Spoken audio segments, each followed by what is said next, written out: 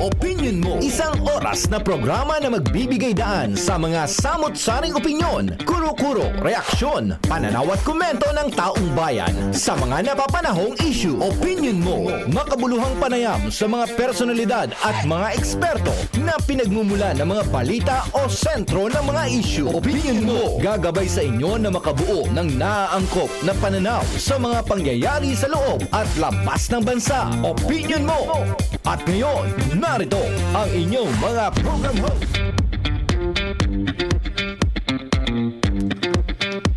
Ayan. Alright. Isang mapagpalang afternoon po sa lahat nating mga kababayan out there. And thank God it's Monday na naman mga kapartner, kung saan magsasama-sama na naman tayo sa loob ng isang oras ng pagmamarites o pagbabasa ng inyong mga comments mga ka-partner. Ayan, at the same time alam po natin yung programa natin, no, from Mondays to Fridays po yan. At nais ko lang din pong magpasalamat, no, sa lahat ng mga kababayan natin out there, Luzon, Visayas, and Mindanao. Maging sa ating mga kababayan na mga masisipag, magigiting, na mga OFWs dyan na patuloy pong sumusuporta sa ating programang Opinion Mo. Ayan. Medyo nakikita ko yung sarili ko. Medyo malaki yung ko. Hindi ko po siya na-adjust. Okay. Di bali naman, hindi naman siya importante, no? Ang atin naman yung na babasahin ngayon is lahat po ng inyong mga comments. So, kamusta po kayo dyan? Kamusta po yung mga buhay-buhay natin? How's your Saturday and Sunday? Ano po yung mga pinagagawa nyo sa buhay nyo? Nagpahinga ba kayo? Or nagpahinga ng paggabi na kasi naglaba, nagluto, nagpaplansya, and pag Sunday, syempre, pupunta ng bakit medyo maingay? Okay, maraming salamat, no? Oo, ayan. Oo, so, sana ba ako? Nawala ako, ha? Sa mga lahat dyan ng mga, di ba, namamlansya, ayan. At sa every Sunday din, of course, pumupunta tayo ng church, nagsisimba tayo, nagdadasal tayo, and of course, nagpapasalamat din tayo, no, sa Panginoon for the blessings and strength and for another strength na ibibigay niya sa atin. For 1 week na naman mga kapartner na tayo magtatrabaho, hahayo tayo, at marami tayong ginagawa mga kababayan. At yan mga kapartner, no, huwag niyo pong kalimutan mga kapartner na mag-like, mag-subscribe, at i-share niyo po ang ating YouTube channel. At sa ating Facebook page pala mga kapartner, no, meron tayong bagong Facebook page mga kapartner.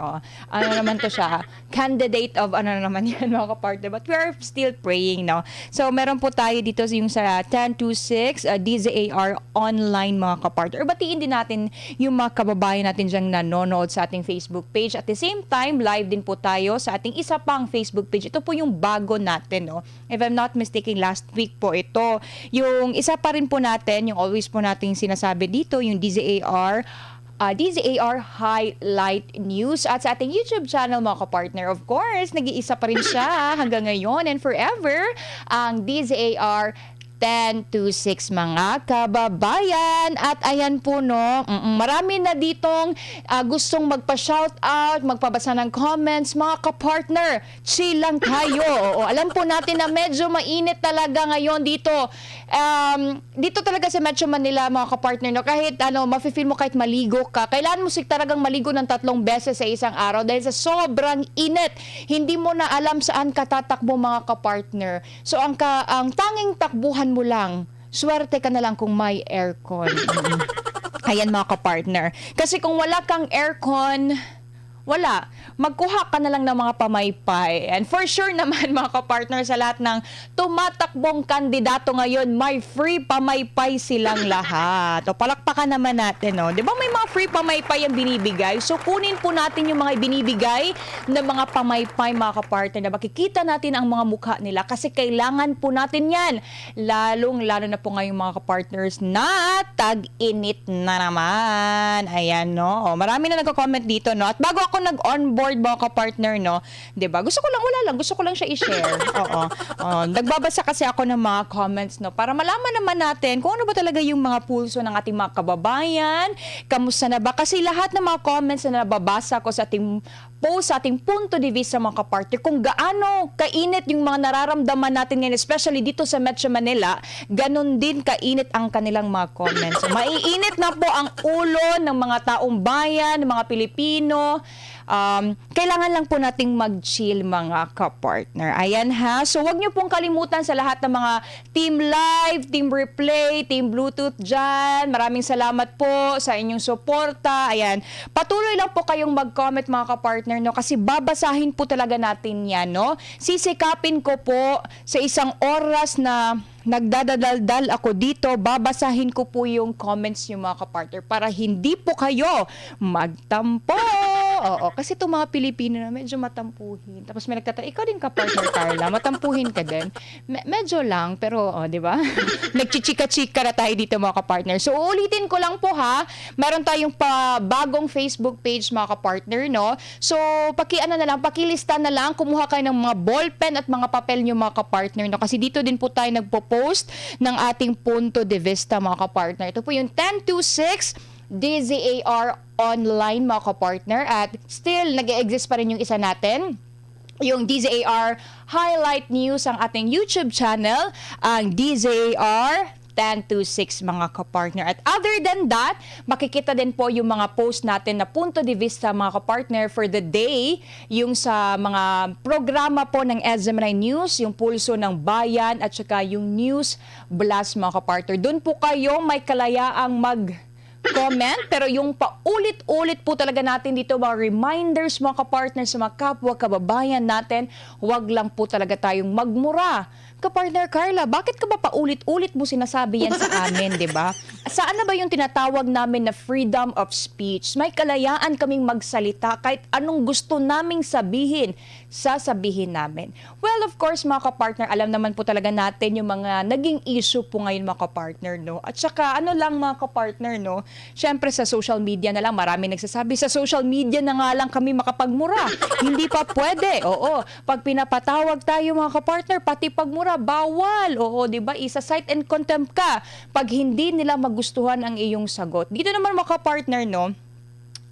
Syempre, as much as possible, yung mga opinion natin, maging ano lang tayo makapartner, yung parang pang Einstein, oo, yung mga matalinong opinion yung i-comment natin makapartner, para makatulong din po ito, makatulong din po ito na sa ating mga kababayan na nakikinig, kasi makakakuha din naman sila ng wisdom mga kapartner na mula sa atin, mula sa ating mga opinion, sa ating mga suggestion. Pero marami din nagtatanong kapag nagko-comment ba kami, may pagbabago ba sa Pilipinas? Wala na bang magugutom? Wala na bang magnanakaw? Yung mga politiko, ano na ba sila? Maging ano na sila magtatrabaho na ba sila? 'Di ba mga ganyan mga kapartner, no? So, yun yung ano natin mga kapartner. Wait lang ha, kasi may nagpi-PM sa akin dito. Wait lang ha. Ayan. Importante lang siya mga kapartner, kaya kailangan natin siyang mag-reply sa kanya mga kapartner. Ayan! So kamusta naman? Meron na ba kayong napupusuan mga kapartner? Nako, ilang araw na lang, ilang tulog na lang mga kapartner, at people power na. O marami sa mga people power na nanawag, hindi makapartner. May 12, 2025 elections makapartner, yung tinatawag natin people power. Yun yung po yung time na may kalayaan na po may kalayaan naman talaga tayong bumoto ng mga kandidato, ng mga leader, mga kapartner na gusto talaga nating maupo sa ating bayan mga partners, mamuno sa ating bansa mga partners, para tuluyan na po talagang mawala ang lahat ng mga kahirapan, ng mga nararamdaman ngayon ng mga Pilipino, kagutuman, korupsyon, hindi mo alam kung may plano ba talaga yung mga namumuno ngayon sa ating bansa para mapaunlad ang ekonomiya ng bansa, wala na pong magugutom. Lahat na po ay masaya na po, marami na pong magkakaroon ng trabaho, at saka yung mga, lalo na yung mga OFWs mga kapartner, na hindi na po sila kailangang pumunta ng abroad mga kapartner just to earn po ng pera mga kapartner. Okay, ayan mga kapartner, no? Ayan, so, yun na nga, basa muna tayo ng ating mga comments dito sa ating YouTube channel at huwag niyo po sana kong iwanan. Ang lahat ng umiiwan ay, alam niyo na mga kapartner, no? At kanina lang din, no, sa programang Makialam, medyo naging ano din yung talakayan, naging matalinong talakayan din yung mga kapartner, mga diskusyon, kasi marami tayong nakikita sa mga social medias, mga partners, na mga larawan. Oo, larawan na kasama ni VP Sara, si Camille Villar, mga partner, at si Senator Amy Marcos. At marami po doon, sang-ayon ka ba sa mga nakikita nating laraw? Hindi naman tayo, we don't make to any conclusion about it, mga partners. Pero since halos lahat naman ng mga balita mga kapartner at halos naman talaga ng mga taong bayan mga kapartners ay into social media na. Doon na po natin nakikita ano ba yung mga ganap ngayon sa Pilipinas. At marami tayong nakikita ng mga larawan.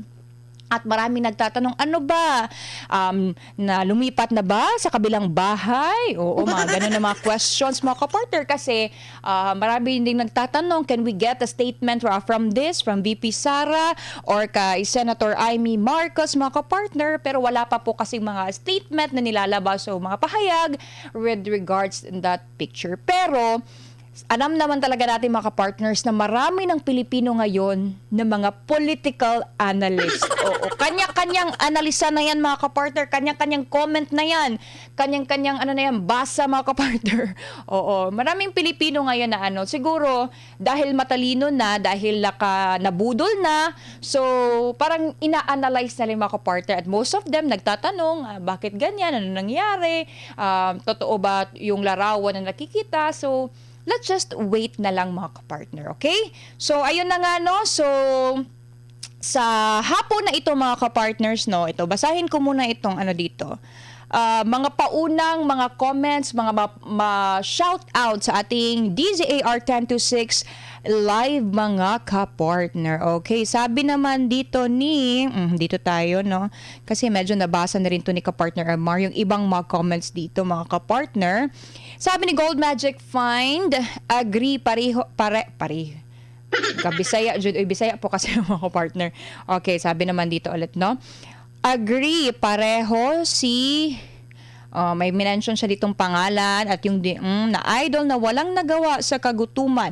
Puro palpak. Maayong hapon, Carla from Danau City, Cebu. Magandang hapon. Tagalog din Maayong hapon, Gold Magic Find. Kamusta naman ang weather dyan? Mainit din ba dyan sa Cebu?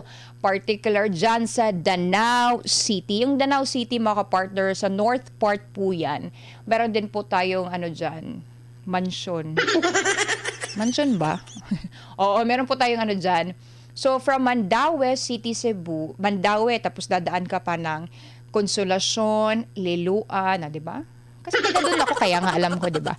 Okay, sabi naman ni May San Miguel, dapat puntahan nyo ang lugar kung totoo ang nangyari. Bakit ganun ang result nila? Sabi, kailangan pa bang puntahan? Hindi siguro nararamdaman at nakikita naman talaga natin na kung totoo ba talagang maraming nagugutom mga kapartner. Sabi naman ni Neri Eugene, okay sa akin yan si Amy Marcos, pangdagdag at si Villar. Well, komento po ito ng mga kababayan natin. Kay Arcila Zenea, agree naman ako dyan, malala talaga ang kagutuman kasi nga malala din ang korupsyon. Sabi naman ni One Day, OFW mag-vote buying, kalokohan yun. Okay. Sabi naman dito ni Neri Eugene, isama na natin yung inendorso ni VP. Sabi ni Vel, Team Bluetooth po, watching from Korea. Ay, hello po!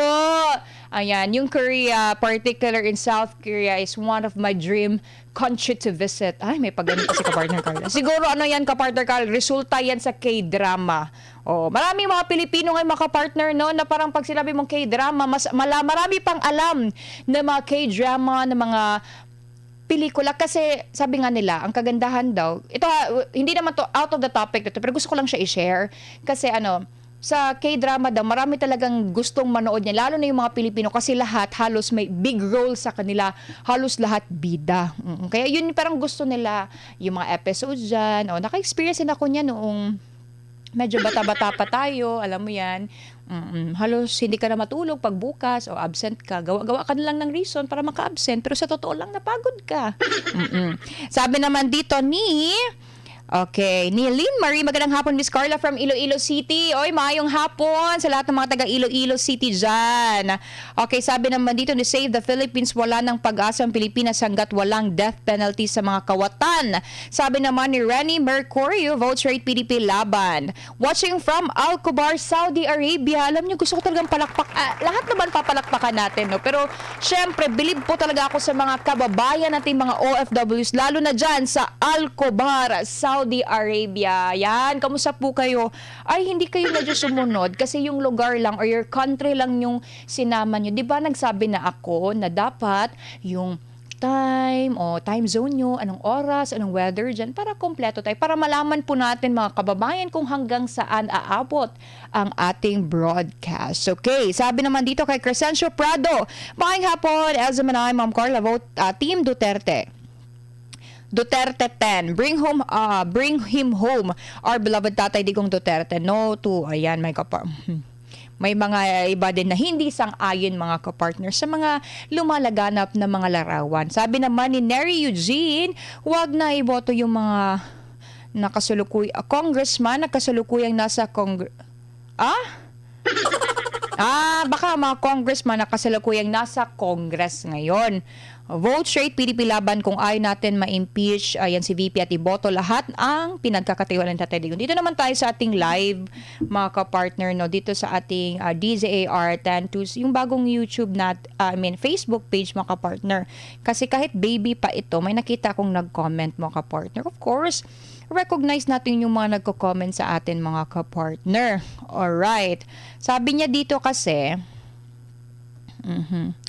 okay. Comment niya to regarding doon sa ating punto de vista mga partner. So, ayan na. Wag na tayong magpatagal-tagal. Paano ba ang punto de vista natin this afternoon? Punto de vista ng bayan. Ayan, ang ating punto de vista this afternoon. O, bayan mga partner, sang-ayon ka ba?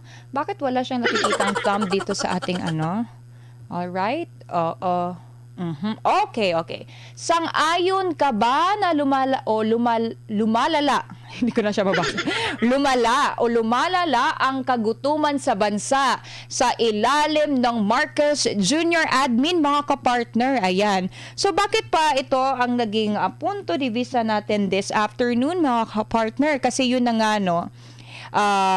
Ito po yung mga kapartner, no? So, ito po yun. Ayon po yan sa SWS mga kapartner, no? Nasa 52% ng pamilyang Pilipino ang nagsasabing sila ay mahirap. Ayan, batay po yan sa resulta ng survey ng Social Weather Station o SWS. Kung may papakita tayo nito, no? I believe meron naman tayo dyan.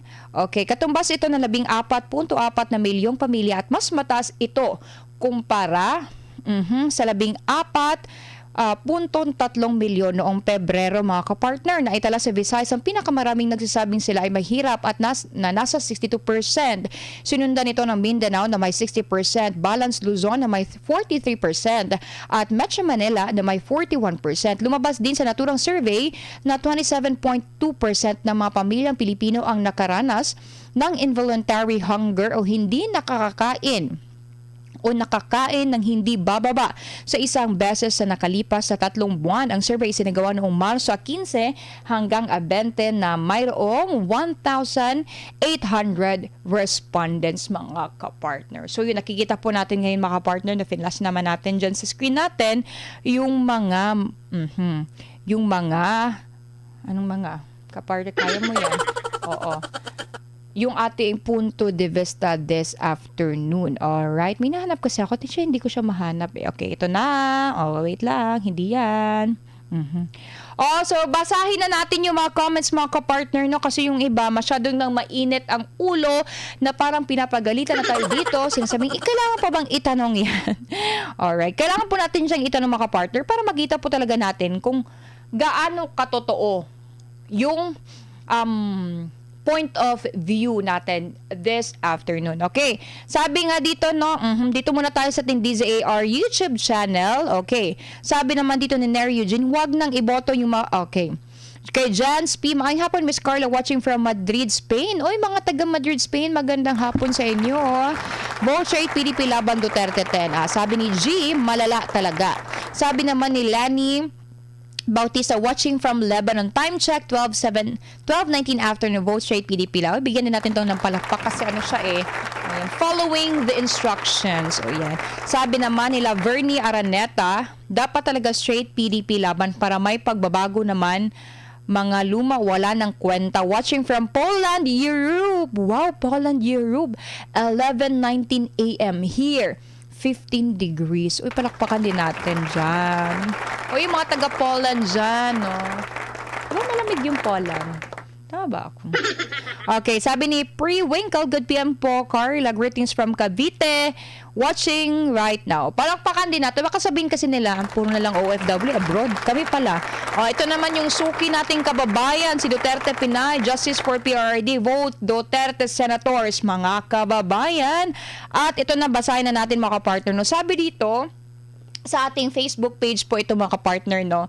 Sa Pulso ng Bayan, sabi ni Florencio Bella, Marcos Romualdez and allies had kept all the money for themselves, the greediest people in the world, no fear of God. Sabi ni Rafael Huleza, oo, paalala ng paalala pati korupsyon at kriminal o palala ng palala. Kay Ismael, yes, dumarami na kasi ang mga kumakapit sa patali. Maibsan lang ang gutom ng kanilang pamilya. Katibayan ang sunod-sunod na nakawan around Zapote area. Nakakalungkot mga kapartner na pakinggan yung ganitong mga balita na parami na yung magnanakaw. It's because wala silang maibigay na pera pambili ng pagkain para sa kanilang mga mahal sa buhay.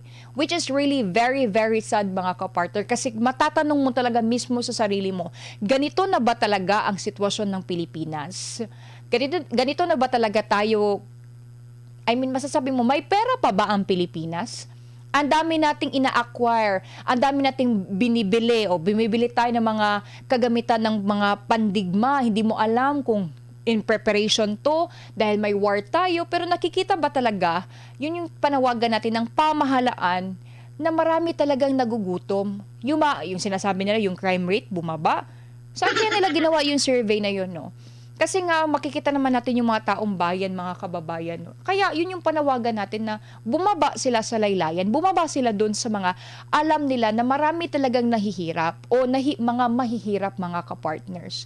Kaya so sad lang to think about it kasi kaya nilang wala silang ibang choice kundi kailangan nilang magnakaw kasi wala silang trabaho. Kung magtatrabaho naman sila, mag-a-apply naman trabaho, ang dami-daming requirements. Pero pag maging presidente ka, as long as Filipino citizen, marunong ka magbasa, yun lang.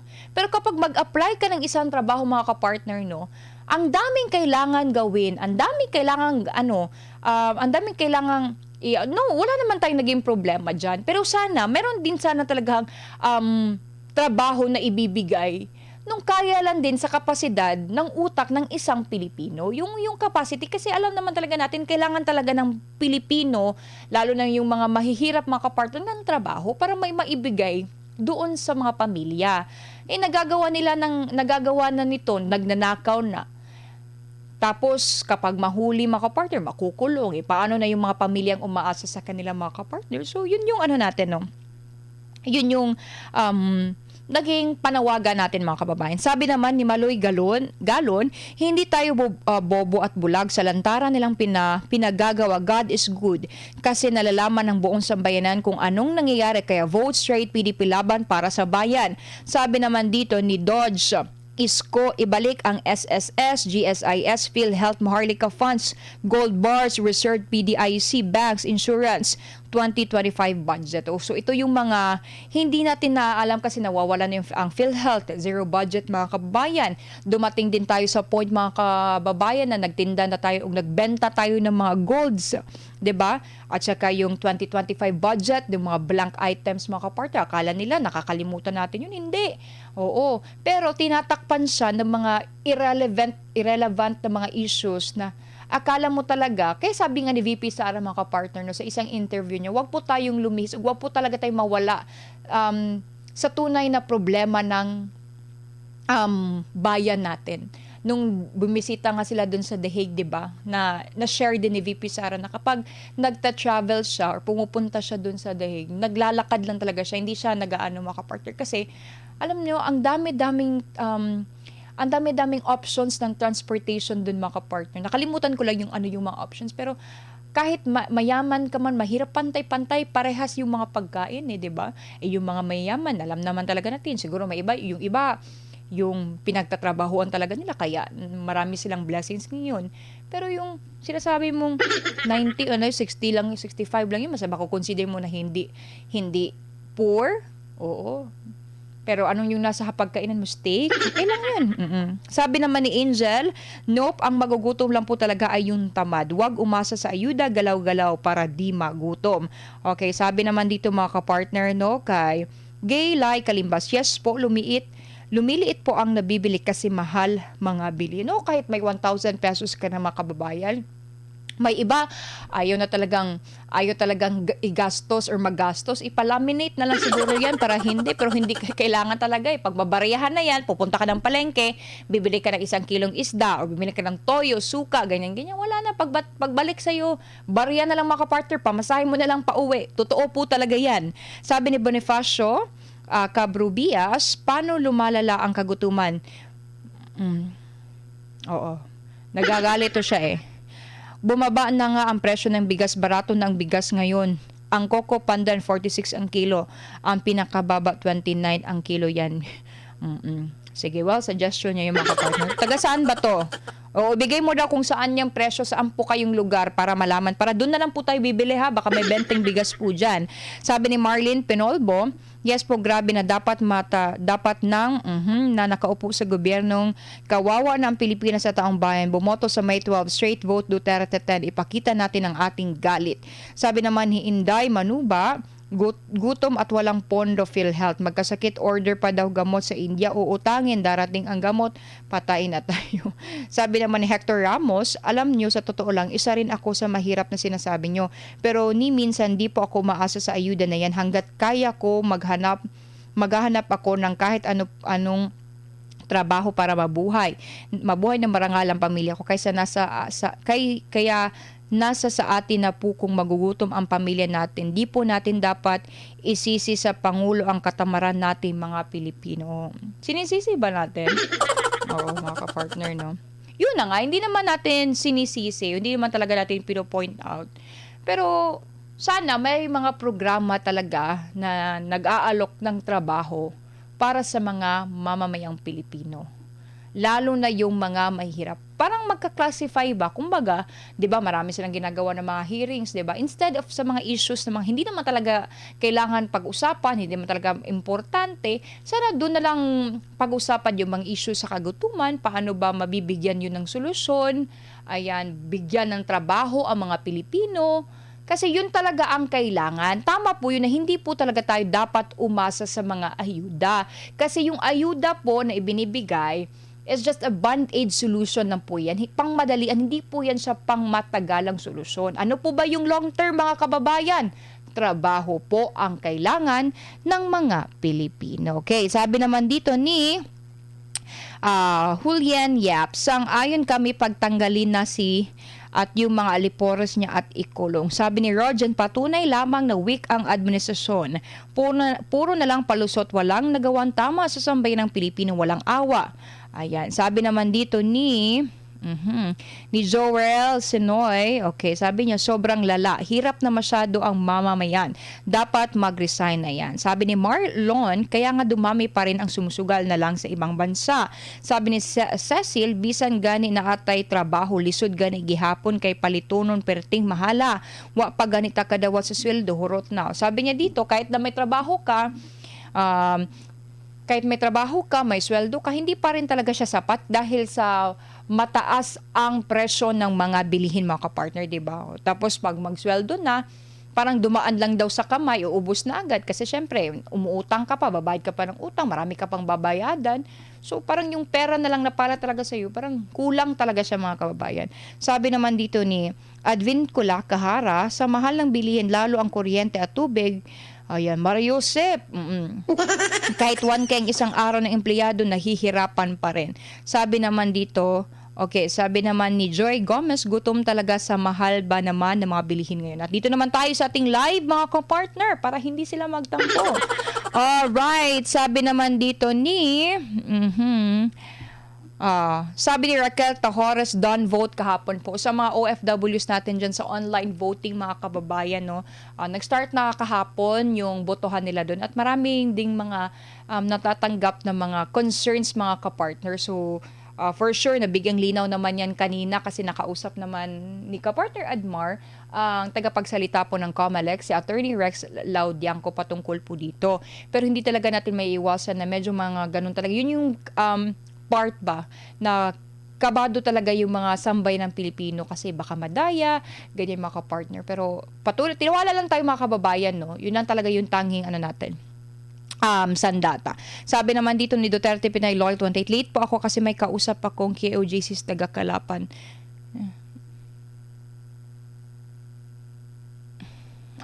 Okay.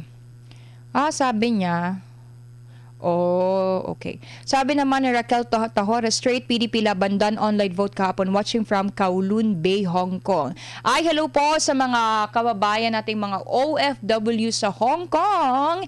Sabi ni Duterte Pinay Loyal 28, ang hirap kasi wala ako sa sablayan. Okay. Sabi ni Flora Marcruz, yes, straight vote to Duterte Senator. Sabi ni Duterte Pinay, super gutom na talaga kaya nga po gumagawa na ng masama. Sabi ni Acoustic Portal, the largest pine tree concentration dito sa Pinas is ang Glory Mountain by Pastor Kibuloy. He has done a lot. Kahit hindi pa politiko, how much more kung magiging senador na si Pastor Kibuloy. Yun na nga mga kababayan, no? Yun din yung mga panawagan din natin kasi si senatorial candidate Pastor Apollo C. Kibuloy, mga kababayan, wala pa talaga siya sa posisyon. Hindi pa siya, parang wala pa talaga sa kanyang isip na tumakbo sa senator. Marami na po talaga siyang nagawa sa loob ng KOJC, mga kababayan. Kumbaga si pastor kasi marunong siya mag-handle ng isang bansa, kumbaga. Marami nga nagsasabi mga kapartner na hindi lang siya sana tatakbo sa senator kundi maging presidente din ng Pilipinas kasi yung utak po ni Pastor Apollo C. Kibuloy parang hindi po siya sa level sa senators kundi pang presidente po siya kasi Pastor Apollo C. Kibuloy has no ambition but he has a vision, mga kababayan, kasi nga meron kasi siyang plano. He has a first world mentality. Pag ang tao kasi, alam nyo, kahit ako or kahit sinong mga ordinaryong tao, Pilipino, mga kababayan, pag ikaw, yung utak mo kasi organisado, organized ka, o let's say yung first world mentality na meron ka na gusto mong umunlad talaga ang bansa mo, yun talaga yun ang marereflect. Yun talaga yun exactly ang mangyayari, which is ang resibo po ni pastor, hindi lang puro dada si pastor dyan na ganyan, meron kaming ganyan. May resibo po si pastor. Kumbaga, yes, nabasa ko na yan siya.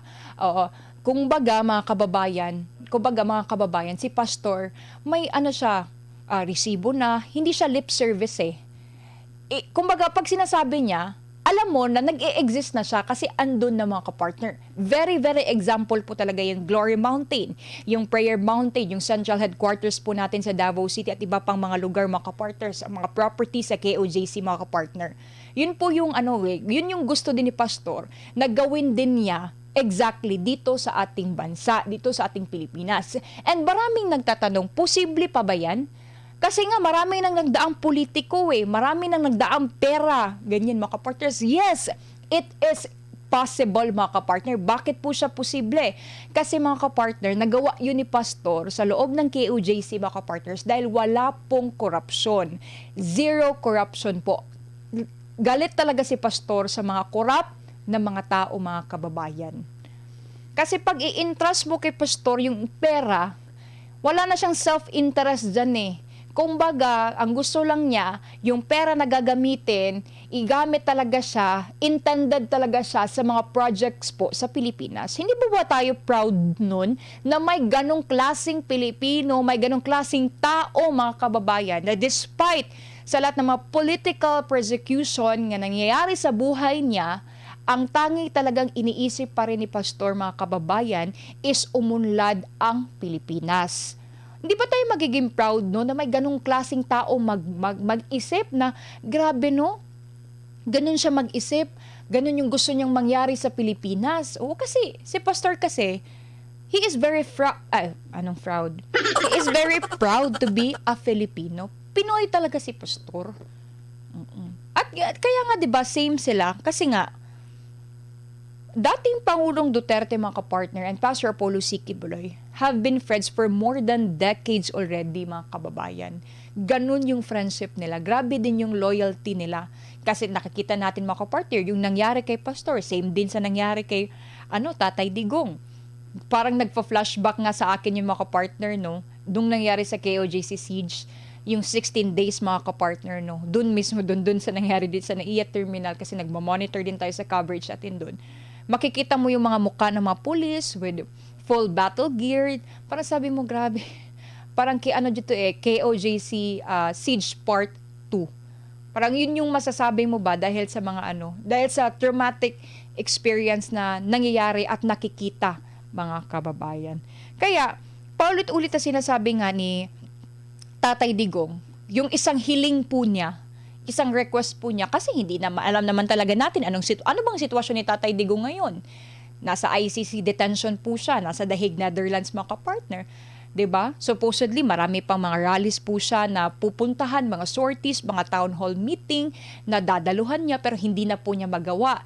Kasi nga 'di ba inaresto po siya noong March 12 mga kababayan, mga kapartners. Kaya yung tanging hiling lang talaga niya is iboto mga kapartner. Sino ba yung iboboto? Yung mga inendorso ni Tatay Digong.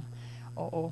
Kasi kung gusto pa natin ma-experience, kasi maraming nagsasabi sa atin, namimiss na natin si Tatay Digong, sana tumakbo na siya ulit pagka-presidente. At alam naman talaga natin, wala po tayong batas para dyan, na kapag natapos na yung 6 years term po as a president, hindi na po talaga siya pwedeng tumakbo ulit.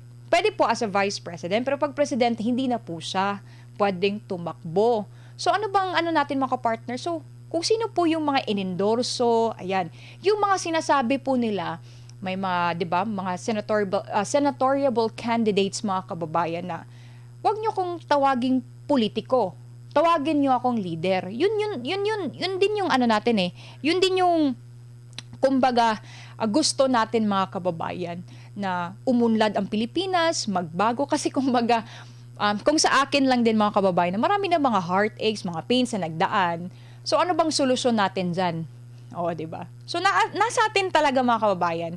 Kasi, nasa atin yung susi. Kung sino talaga yung dapat iboto natin sa nalalapit na election, mga kapartner. Okay, ayan. At basa-basa na tayo sa ating mga comments. Sabi ni, anong sabi dito ni Felix TC sa ating YouTube channel po to sa DZAR 1026. Sabi niya, oo, maraming tumgots. Binaliktad niya gutom saka mas mataas bayarin sa tubig at kuryente. Oo, no? Ganda ng comment ito ni Caustic Portal. Basahin ko lang ulit. The largest pine tree concentration dito sa Pinas is ang Glory Mountain by Pastor Quiboloy. He has done a lot. Kahit hindi pa politiko, how much more kung magiging senador na si Pastor Quiboloy. Sabi naman dito ni Bernadette Anong basa nito? Lumawag. Yung party list iba din lumalabas, di ko maintindihan yung result ng binoto ko. O Bernadette, saan ka ba nag-vote? Siguro sa abroad to, no? Kasi nagsimula na rin kahapon yung online voting. Sabi naman ni Oyo Malak, Ma'am Carla, good PM po sa'yo. Magandang hapon din sa'yo. Sa'yo ate. Mukha ate to. Ilang taong ka? Watching from Davao. Alam ko to kasi may PTF. Pag may PTF, alam ko to mga ganitong mga Sabi ni Pre-Winkle, vote straight po, PDP laban, especially Pastor Quiboloy, number 1 sa Senado from East Davao, Cavite. Cavite Bay, Solid Duterte po. Hello sa ating walk-in na viewers. Si ka-partner Regine, magandang hapon sa iyo. Ayan. Sabi naman ni Jazbel, okay. Doon sa mga ka-partner sa The Hague, Netherlands, ito yung mga means of transportation nila. Meron silang tram, bus, train, bike, at walking. Dito sa atin, kapag maglakad ka lang dyan, kahit sa gilid-gilid, pagbalik mo dito, grabe ng abog sa mong dagway. Oo. Doon kasi, ang sarap maglakad daw doon. Bakit ka-partner ka lang? Baka pagsalita ka, galing ka ba doon? Hindi. sabi ng mga mga friends, 'di ba? May mga friends tayo doon sa Netherlands, 'di ba? Sabi nga ni VP Sara, 'di ba? Ang sarap maglakad doon. Kaya hindi nga siya doon minsan sumasakay ng nagko-commute lang talaga siya doon, mga partner, kasi nga habang naglalakad siya, ang nakikita niya magagandang tanawin. Oo. Kaya masasabi talaga niya, ano bang level ang Pilipinas dito? Oo, yun din yung sana gusto niyang mangyari sa Pilipinas. So, 'di ba? Alam naman talaga natin, 'di ba? Yung may panukalang batas diyan si Pastor, yung Super National Highway, mga kababayan. Napakaganda po talaga noon, mga kababayan. Yun talaga yung isa sa mga natin na maisulong talaga yun ni senatorial candidate Pastor Apollo C. Kibuloy. 'Di ba? Mag-train ka tapos ang ganda ng mga tanawin yung makikita mo. O maaabot mo yun. Nagplano nga kami dati, 'di ba? Yung pa kami ni ka-partner Val, nung nagchika-chika pa kami doon. Wala, mamamasahe lang kami, tapos buong araw lang kami doon. Sakay lang kami ng sakay. Wala, gusto lang namin ma-appreciate yung mga magagandang tanawin. Oo. At I cannot wait, mga ka-partner, to make it happen kasi talaga yan. Okay, sabi naman dito ni Laverne Araneta. Ay, Arnetta. Yes, ang mura lang ng transportation dito sa Europe. Bus at train, bigla taas ng palitan ngayon dahil bagsak economy ng Pilipinas. Oy, sabi ni Evelyn Rosal, hello po, watching from Italy, 11:30 in the morning, and God bless the Philippines. Palakpakan natin kasi ay nag-comply siya sa ating requirements, mga kababayan. Ay, kay Mia Poche. Ayan, na-late ata si Mia Poche, no? Bakit Mia? Hi, Miss Carla, watching from Tokyo, Japan. Magandang hapon sa'yo. Kay Ellen Fornilios, hello Miss Carla, watching from Dubai, UAE. Time check, it's 11:34 p.m. Grabe ang kahirapan ngayon sa Pinas, kaya wala munang uuwi. Hindi mo na sila makauwi, mga kababayan, kasi paano sila uuwi? Wala silang trabaho dito. Kung meron man silang iniipon, kasi 'di ba ganoon naman yung mga OFWs yung magbabakasyon dito. Pinakamatagal na siguro yung hindi ko lang sure ha, kasi may na-encounter din ako mga relatives pag umuwi sila from abroad, pinakamatagal na yung 1 month. At tapos parang nagka-cramming na yung mga partner na gusto na ulit bumalik kasi naubusan na ng budget dahil sa sobrang mahal po ng bilihin dito sa Pilipinas. Okay, palakpakan naman natin si kasi nagko-comply siya. Alright, sabi naman dito ni Virgilio de los Reyes, maayong hapon.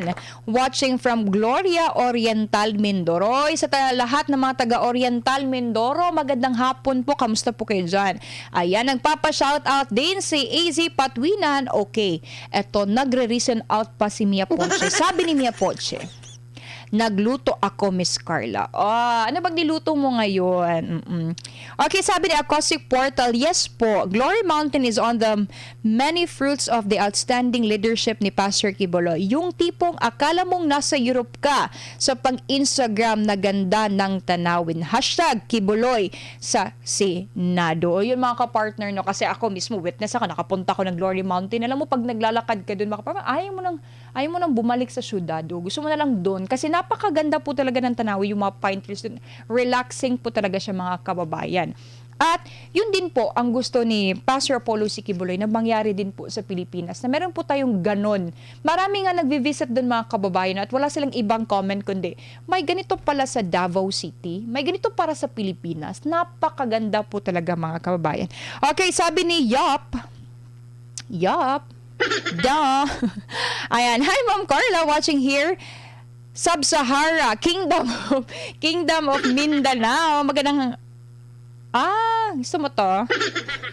Maraming salamat, Yap. Sabi naman dito sa The Philippines, yes, for President Pastor Apollo C. Kibuloy 2028. Ayan. Oy, sabi ni Mia Poche, gyudon lang para sa aming mag-asawa lang, Miss Carla. Ay, okay.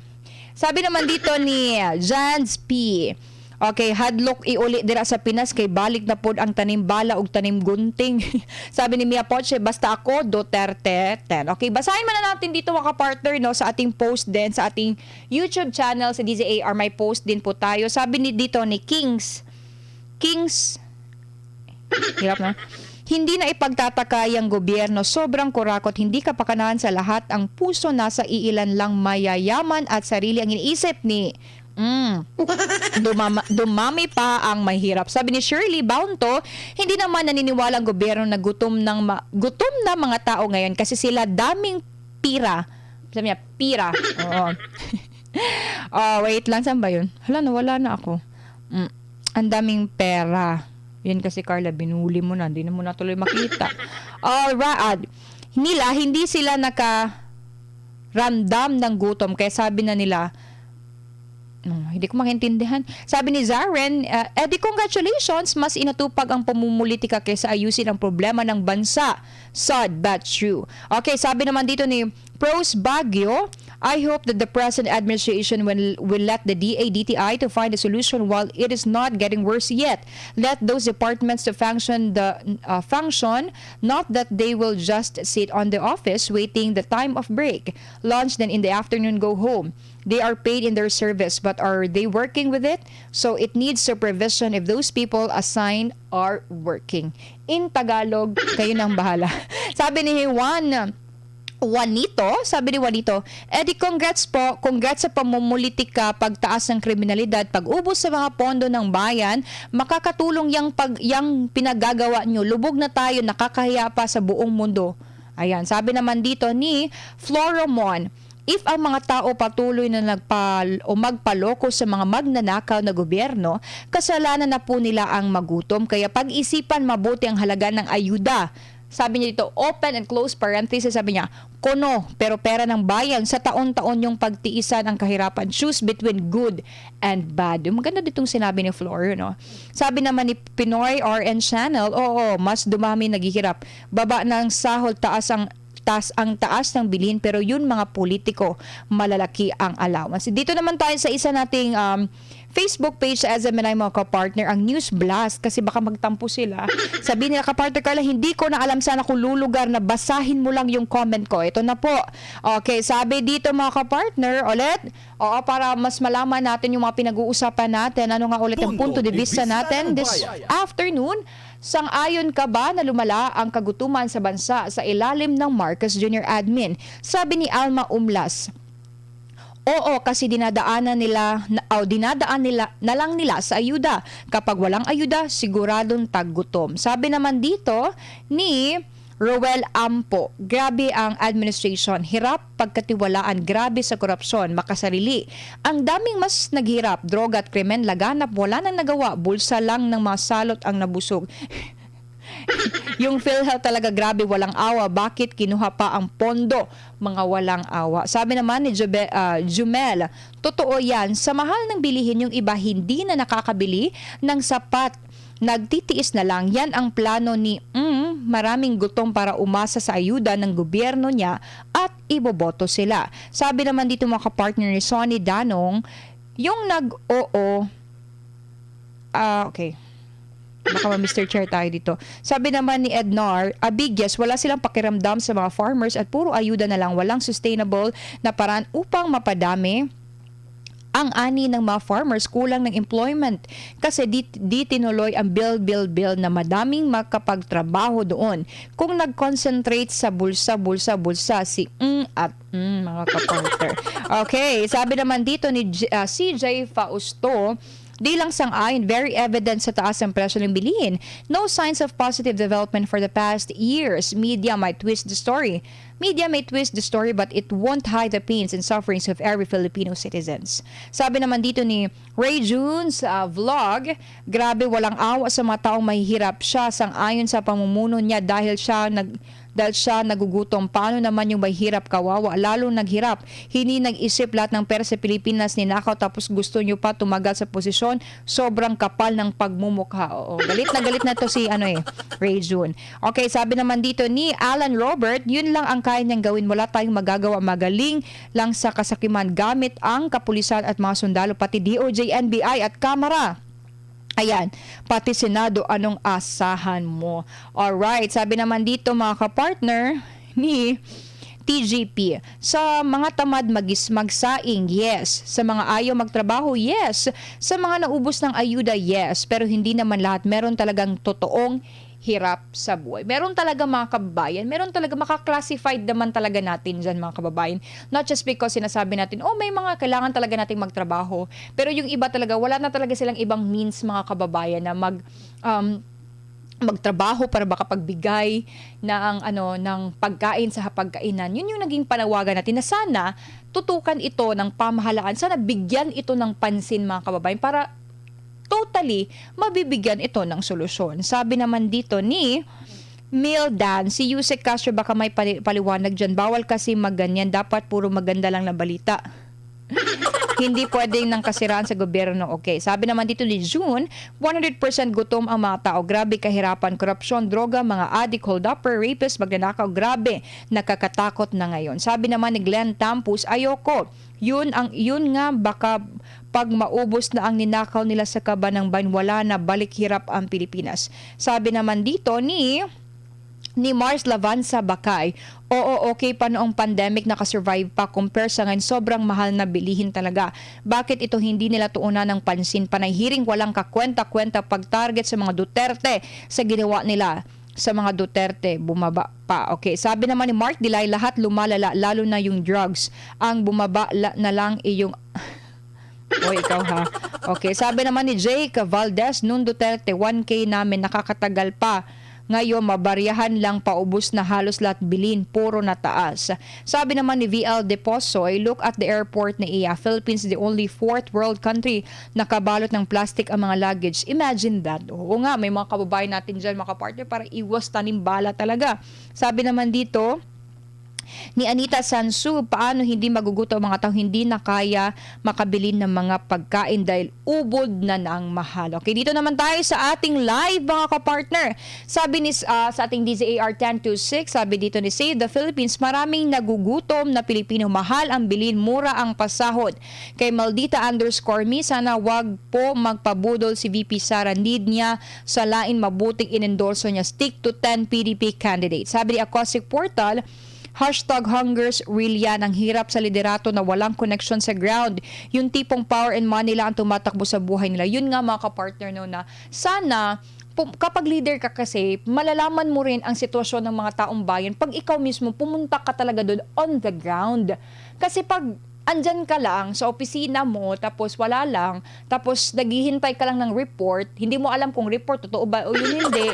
Sinasabi nila yung crime rate bumaba, wala na doon nagugutom. Sino bang mga respondents? Saan ba yung ginawa yung survey na yan? At saka, para sa akin, kapag leader ka or presidente ka, wag ka lang maniwala dyan. Ikaw mismo, tingnan mo kung ano ba talaga yung sitwasyon doon sa lugar, kung saan yung mga mahirap, totoo ba talaga na bumaba? O totoo ba talaga na pag malaman mo o dumating sa opisina mo yung balita na tumaas po ang bilang ng nagugutom, o ano bang dapat mong gawin? Mag-ano ka dyan? Mag-ano? Siyempre, ang unang gagawin mo, press con, ganyan, magpapatawag ka ng ganyan. Pero iba talaga, pag ikaw mismo, pumunta ka talaga sa on the ground para makita mo kung ano yung hirap na dinanas sa mga Pilipino na bumoto sa iyo. Kasi yun yung naging pangako mo. Isa sa pangako talaga na hindi talaga natin malilimutan.